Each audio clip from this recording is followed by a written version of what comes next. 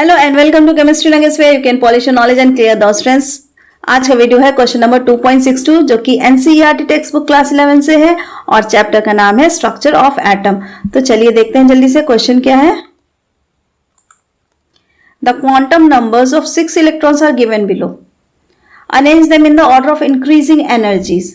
हमें पास 6 इलेक्ट्रॉन्स के क्वांटम नंबर दिए हुए हैं। अब इन इलेक्ट्रॉन्स को इन क्वांटम नंबर को देखते हुए इंक्रीजिंग ऑर्डर ऑफ एनर्जी में अरेंज करना है, मतलब किस इलेक्ट्रॉन की एनर्जी कम है और किसकी ज्यादा है ये हमें बतानी है। If any of this combination have the same energy, और ये भी पूछ रहे हैं कि अगर इनमें से किसी कॉम्बिनेशन में ऐसा है कि दो इलेक्ट्रॉन्स की एनर्जी सेम है या नहीं, ये भी हम बताएंगे। तो चलिए कैसे करना है सबसे पहले देख लेते हैं। यहां पर हमको केवल n और l की जरूरत है, यानी कि प्रिंसिपल क्वांटम नंबर और एजिमुथल क्वांटम नंबर, बस इन्हीं दो से हमारा काम हो जाएगा, बाकी की हमें जरूरत नहीं है। ठीक है, क्वेश्चन थोड़ा आसान हो गया। अब देखते हैं l की वैल्यूज जो है हमारे लिए। l की वैल्यू अगर 0 है तो हम कौन सा ऑर्बिटल मानेंगे? s ऑर्बिटल मानेंगे। अगर 1 है तो p ऑर्बिटल, 2 है l की वैल्यू तो हम उसको d ऑर्बिटल मानेंगे, और 3 अगर वैल्यू है तो उसको f ऑर्बिटल माना जाएगा। सो इसको यूज करते हुए पहले तो हम सारे इलेक्ट्रॉन्स की पोजीशंस को पता करेंगे। तो चलिए देखते हैं, पहले इलेक्ट्रॉन पे आ जाइए।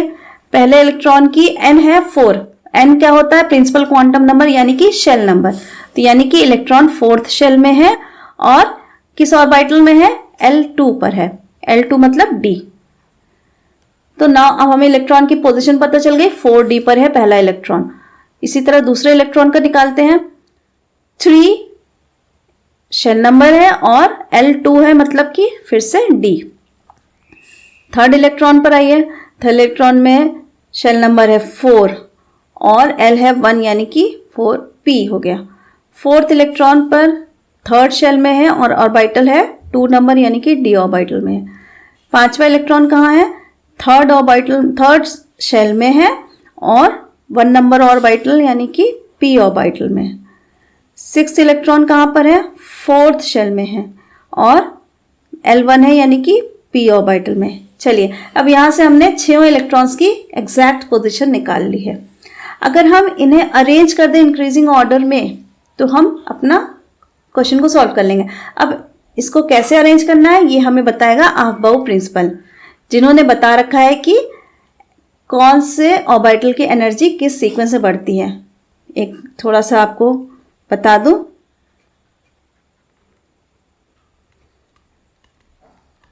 अबाउ प्रिंसिपल में कैसे बताया गया है।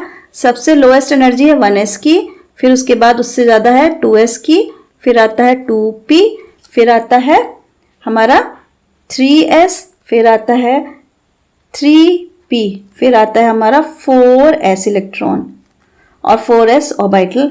देन आता है 3d, इसकी एनर्जी 4s से ज्यादा है।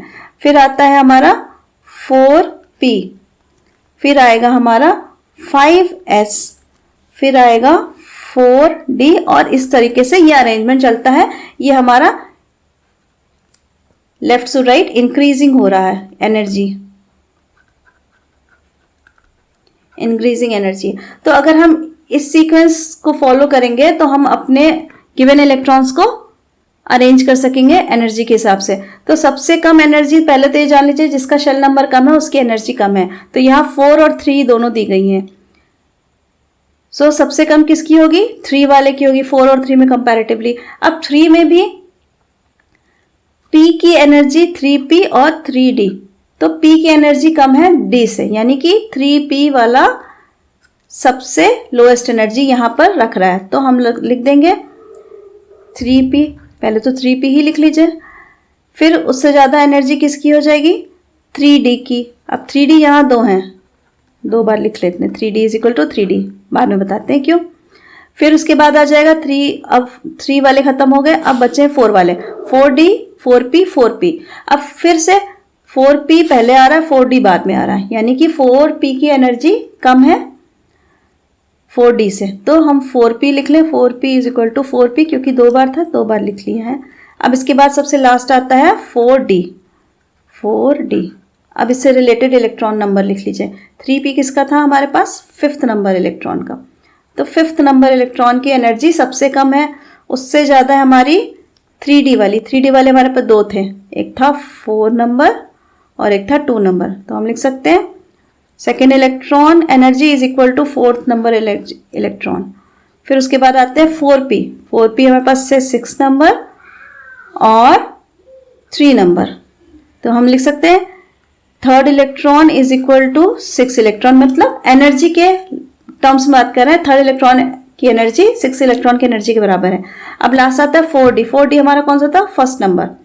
सो सबसे लास्ट में यानी कि सबसे हाईएस्ट एनर्जी किस इलेक्ट्रॉन के पास है? पहले इलेक्ट्रॉन के पास है। तो इस तरीके से हमने अपने सारे इलेक्ट्रॉन्स को अरेंज कर लिया है इंक्रीजिंग ऑर्डर ऑफ एनर्जी में यूजिंग अबाव प्रिंसिपल। बहुत ही आसान सा सवाल था, आपको अबाव प्रिंसिपल याद होना चाहिए और ये याद होना चाहिए कि n और l को कैसे मिलाकर हम पोजीशन फाइंड आउट करेंगे। सो फ्रेंड्स, बहुत ही आसान था। अगर फिर भी कहीं डाउट रह गया हो तो कमेंट सेक्शन में ज़रूर लिखिएगा, मैं आपका डाउट ज़रूर क्लियर करूँगी। Till then, thank you.